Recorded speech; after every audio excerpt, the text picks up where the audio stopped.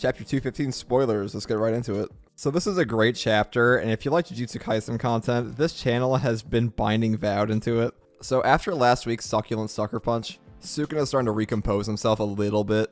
So Sukuna takes note of his cursed energy break fluid leak, but he specifically mentions that he doesn't want to fall below 10%.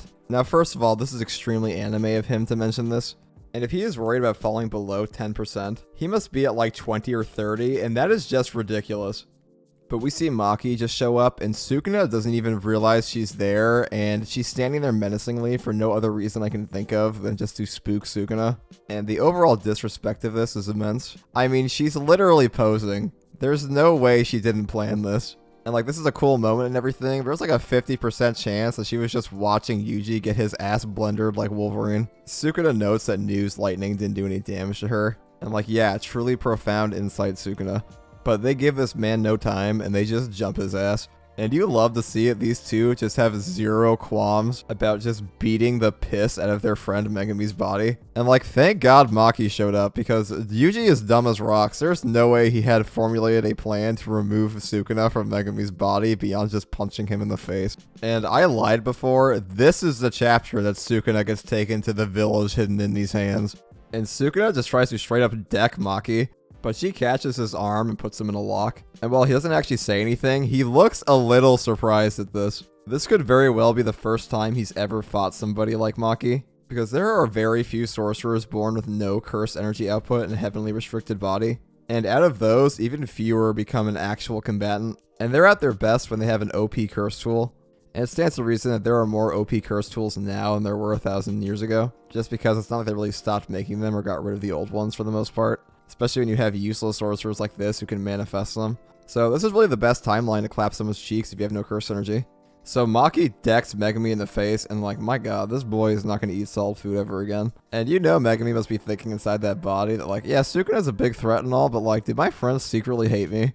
And Sukuna just goes flying, which is pretty standard for this series. If someone isn't being tossed into at least one object in a Jujutsu Kaisen fight, the stakes aren't very high. But I just want to say the choreography of this fight is excellent, especially for artwork. It also looks like Yuji tosses a barricade at Sukuna here. And Sukuna just makes a comment about how Yuji is so boring. And like, my guy, you just got sucker punched like approximately 30 seconds ago. You are full of it. Like, I would keep my mouth shut if I were you, because this just sounds like you're coping. And Maki asked Yuji if she can go any faster with him. And Maki is stated to move around like Mach 3, maybe a little faster with charge up time since she did dodge one of Naoya's attacks after her awakening. So I'm sure Power Scalers are going to love this if Yuji keeps up with her here. And while it looks like he lacks a little behind, Sukuna and Maki just rush each other in a double spread. And now if you ever wanted to see Toji scrap with Sukuna, this is the closest you're ever going to get. And Maki says, I don't need no curse tool, I have the best one right here, and just grabs Yuji and uses him like a weapon.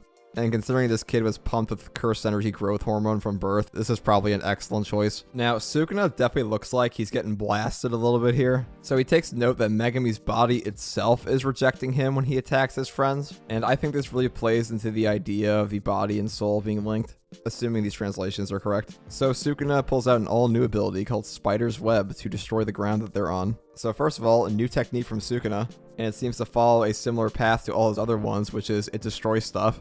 And he uses this amazing opportunity to land a glorious punch upon Maki's face. And credit where credit is due, Sukuna. This punch is looking pretty brutal. But unfortunately for him, something all savages have in common in this series is spitting blood out and looking up menacingly. But before they're able to continue this succulent scrapping, Urame shows up and uses an ice technique on Yuji and asks Sukuna, I'm sorry, I hope I didn't overstep. And Sukuna says he doesn't care about Yuji anymore, which is like, the disrespect, my guy. But he said that she was correct in being biased against Maki. And this is a huge statement from Sukuna because he thinks that Maki is a menace. Granted, he is super nerfed. Sukuna tells Urame to prepare the bath to complete the body, and Urame says the preparations are already done, which I assume this will just fully settle his soul into Megami. It makes sense, because Gege wasn't just going to let Sukuna murder all of our characters here. And while this kind of thing was never really stated before as far as I know, so I suspect that he told Urame his plan in Shibuya, and they've just been hanging out relatively close ever since. But Yuji just busts out of the ice and screams Sukuna. And these guys are just straight goofing on him. Like, man, look at this punk. And most of it's from Sukuna because Urame doesn't really have any independent thoughts. They just kind of nod their head and clap at whatever Sukuna says. So by the looks of it, that's where this chapter ends, with Urame and Sukuna flying away like Green Goblin. As for Sukuna getting away, I mean, this makes sense. He was either going to get out of Megami's body immediately or just leave. I think it's pretty safe to say at this point, with how much Sukuna's wronged Yuji, that he's going to be the one to stop him. I know a lot of people think it's going to be Gojo, and they're definitely going to have a confrontation too, but Sukuna and Yuji just have way too much beef at this point. It is practically part of his character arc to stop Sukuna now, and him not playing a role in his final defeat in some way is basically impossible. This does make me wonder if we will actually see Sukuna tame the Maharaga, or he will just tame it off screen and then come back with it fully tamed. So after this chapter, we're probably going to have it possess Megami for like at least the next 20 chapters. And I know Gege is trying to finish it this year, but I have a feeling just the way things are going that it might push a little bit into 2024. And I want to imagine that Kashimo felt Sukuna's presence here and is just huffing it over as fast as humanly possible. So don't be surprised if you see a pissed off Kashimo run up and then just throw his staff on the ground in anger. But honestly, I think Kashimo might be one of the only characters that Sukuna will actually enjoy fighting, because this guy is just crazy. And while he may downplay Kashimo at first, when he pulls out his secret technique, Sukuna's gonna wake up real fast. And speaking of secret techniques, I want to talk about Sukuna's spiderweb, which this is really interesting because Sukuna's abilities don't seem that linked to each other. While the thing they do have in common is they're all destructive, his curse technique is absolutely one of the greatest mysteries in Jujutsu Kaisen right now. If we get abilities like Limitless explained to us in detail, I can't imagine Gege hasn't particularly planned out what Sukuna's curse technique is going to be. And the fact we're only getting snippets of it like this thing is like guaranteed to be hacked. And while Sukuna being the king of poisons is a mistranslation, this thing being related to a spider at all makes me wonder if he's going to have a poison technique, even if it's just destructive in nature. Because even though this was stated by a past Gojo, the fact that Gege wrote about poisons at all is some oddly specific foreshadowing. Now, obviously, these chapters have been great. I mean, I know some people will say that every Jujutsu Kaisen chapter is great, but like these are particularly good. And I just love Jujutsu Kaisen, even though I fail at pronouncing names in the past of this channel, which will haunt it forever. But now I want to hear what you guys thought about the chapter. And if you like videos like this, subscribe for more. And as always, thanks for watching.